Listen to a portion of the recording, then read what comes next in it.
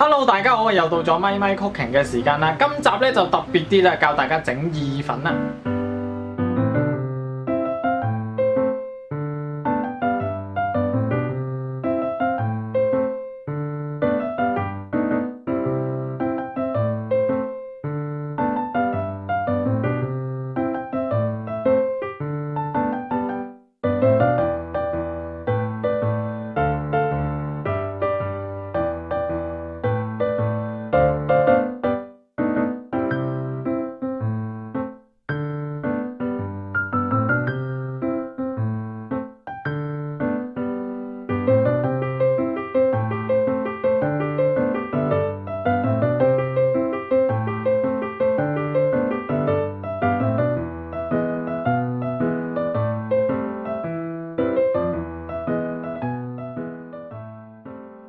首先咧就加入適量嘅橄欖油啦，同埋鹽咧就將意粉煮7至8分鐘左右啦，又或者煮到自己適合嘅軟硬度。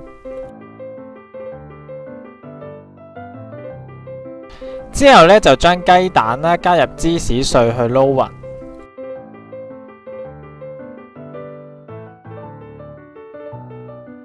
跟住咧就將煙肉炒香。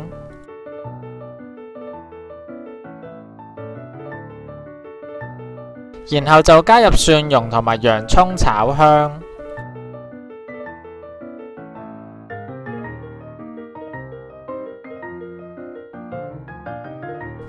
之後咧就可以加入埋意粉去炒勻。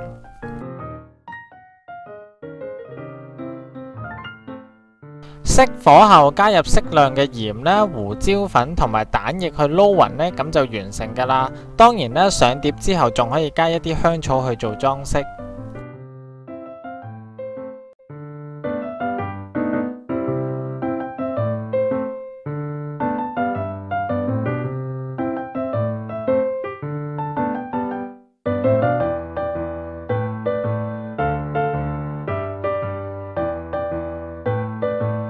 哇！咁快咧就已經完成咗我手頭上呢一碟嘅卡邦尼意粉啦。咁咧依家咧就事不宜遲，去試食一下先。平時嘅卡邦尼意粉咧會落牛油啦，會落淡忌廉去煮嘅，咁所以咧相對地咧就比較漏少少啦。而今次教大家做呢一個咁簡單嘅卡邦尼意粉咧，就冇落到呢兩樣嘢，咁所以咧相對地咧就冇咁漏嘅。希望大家都會中意我今次教大家做呢一個咁簡單嘅卡邦尼意粉啦！我哋下一集再見，拜拜。